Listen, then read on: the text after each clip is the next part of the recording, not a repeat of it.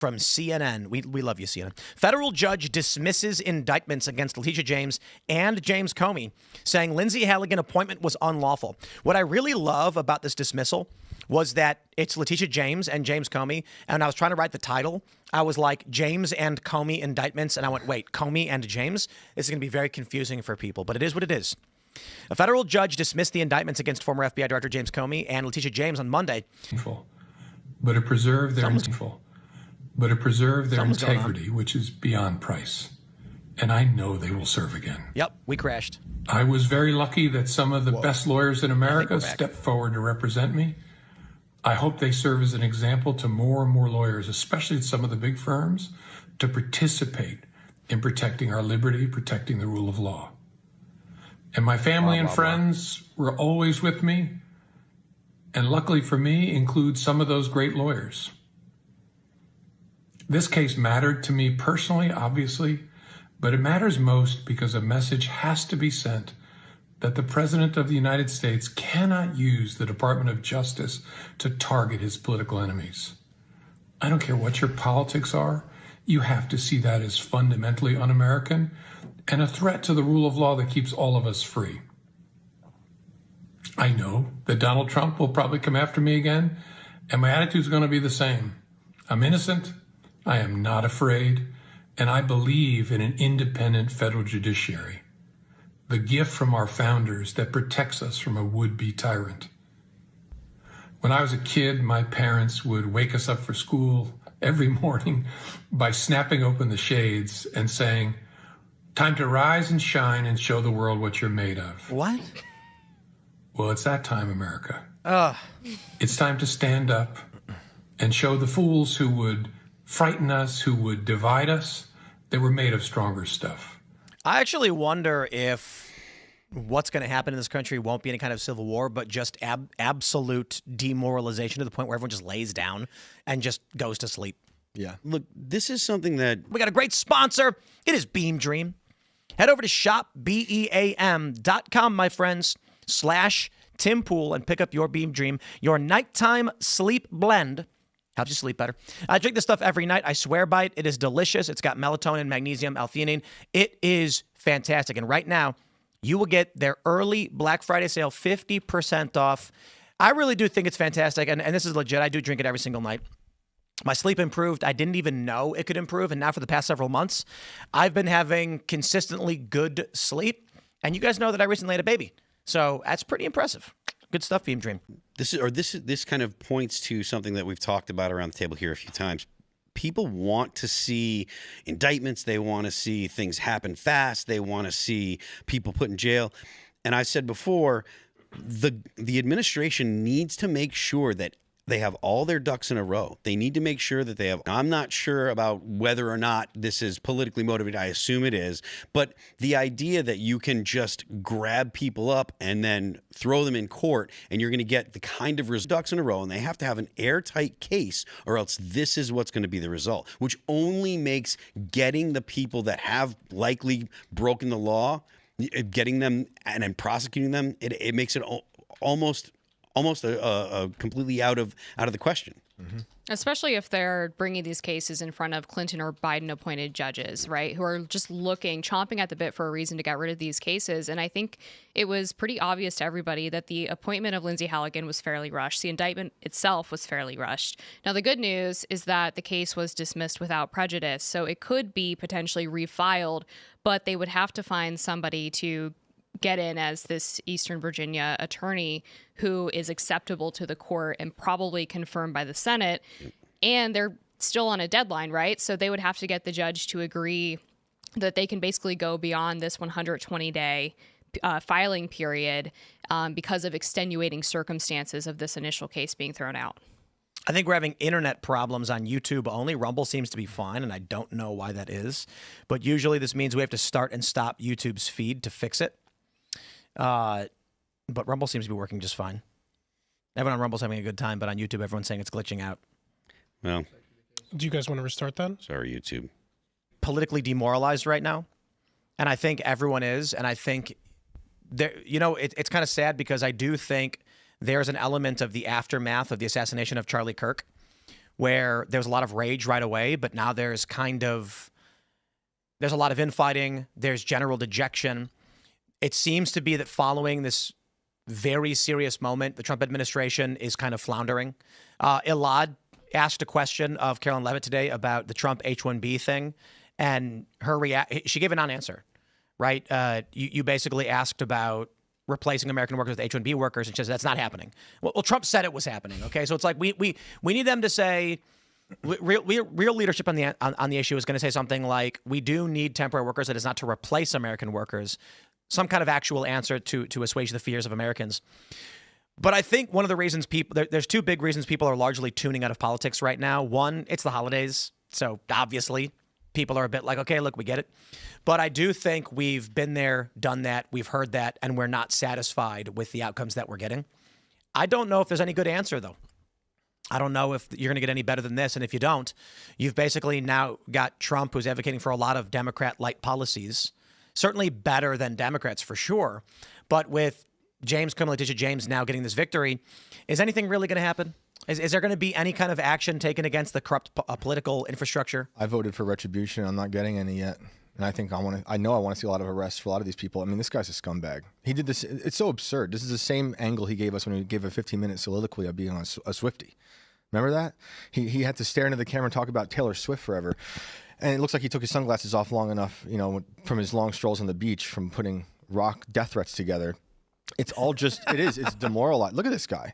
It's demoralizing. He's going to walk free. He's not scared. He knows the institution is backing him. You got Marjorie Taylor Greene resigning. Yep. Trump going after Marjorie Taylor Greene, Rand Paul, and Thomas Massie.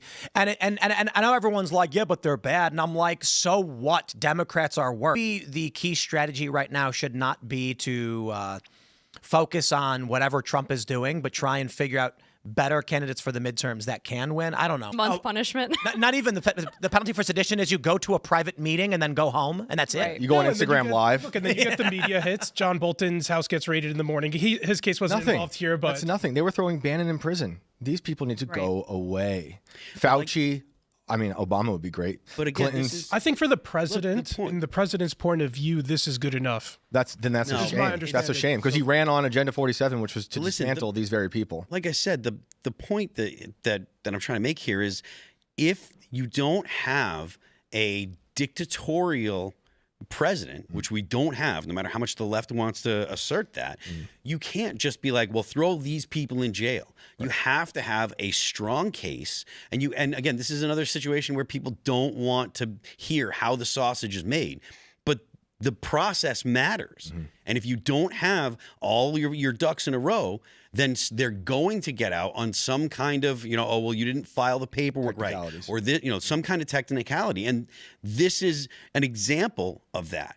We also know that the Trump administration can do better. They're, undefeated at the Supreme Court, right? So they obviously have talented lawyers around arguing these cases, but they just completely fumbled the bag here. Well, they can do better at the Supreme Court, but they also don't have activists. They only have two. It's a technicality, but it's a technicality. But if there's any room for a Democrat to slip through, Democrats are going to find the way to get them out of trouble. So I'm under the impression that the president is really bitter about how in 2024, all Democrats from across the country were looking for any disparate thing that they could charge the president with. So there was the Georgia case, there was the special counsel Jack Smith case, there was the hidden documents case, there was like the January 6th case. I don't even know if I'm missing any of these, but a couple he was actually convicted of fraud in Manhattan, but others he wasn't. So he's looking to throw so-called mud at the wall to see what will stick with any of these charges against any of these guys. So I don't think he cares if it's mortgage fraud or if he actually gets to the conviction, if he could actually charge them. That's a mistake. And then make them go through the process. That's a mistake because of people like us that are like Shane over here is like, I want to see heads rolling. But unless it was never going to be that, we were never. It was mortgage fraud. It doesn't matter. It doesn't matter if it's never going to be. People want to see results, and if they're not getting the results, they're going to be disillusioned, and that's going to turn into I'm not going to support the president. I'm not going to go out and vote in the midterms. I don't care. The Republicans aren't going to take care of us. Blah blah blah, and so that just means that the Democrats win. We watched the FBI be weaponized against the American people for years, and then against Trump and all that lawfare. I mean, The Whitmer kidnapping case is an insane story. But so J6 what's the solution that you're going? That you're looking for? I'm looking to dismantle this stuff, not keep funding it. Most of the stuff that you're talking about requires more than just a president saying, "Okay, well, I'm going to do this or do that." Well, I'm looking for the people. To do stuff. I'm looking for the people who were put into these institutions, like Patel and Bongino, to do what they were saying they're going to do. Turn it into a museum. I think stuff like that. I think the moment they walked into that office, the AI overlord turned on. Every computer in the room just turned into an eyeball, and it was like, "We control you," and they were all like, "I will do whatever you say." Right. I agree. I'm just not seeing it. I understand what you're saying, Phil. But I think the American people are demoralized, widespread, both sides.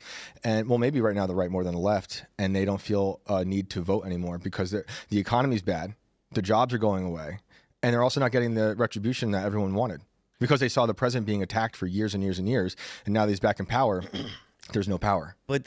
Again, to say, well, I want to see results, I understand that.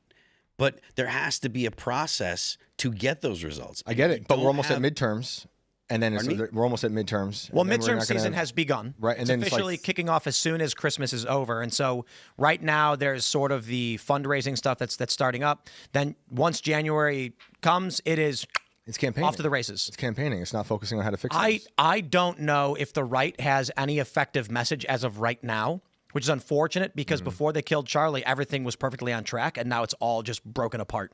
They don't have a message on affordability. They don't have a message on healthcare. I mean, that's really a fundamental problem that's been plaguing the Republican Party since 2016, if not earlier, 2012. Because they ran all of these campaigns against Obamacare, but they didn't have any solution as to how to make healthcare more affordable.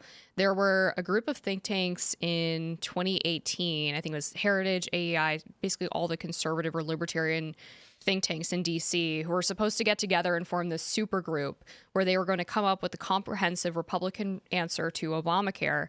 And it just kind of disappeared. Like nobody ever talks about it anymore.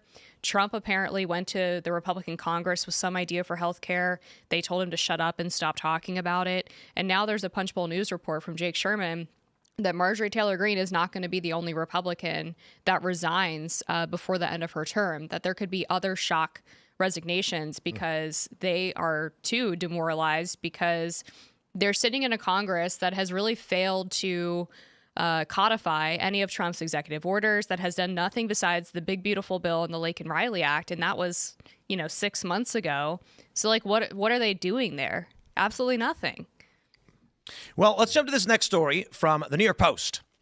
Bethany McGee, 26, identified as the victim set on fire on CTA train by serial thug with 72 arrests. I hate to be pessimistic, but I will tell you a few things that had got me down this holiday season. Across the board, many people have been concerned, and this is more vanity, to be completely honest, but a lot of high-profile, prominent conservatives' viewership has tanked. And I don't care all that much about the vanity of it, but it's indicative of people aren't caring anymore. There's widespread demoralization. Thanks for checking out this clip from Timcast IRL. Make sure to watch the show live Monday through Friday at 8 p.m. Subscribe to this channel, and we will see you all there.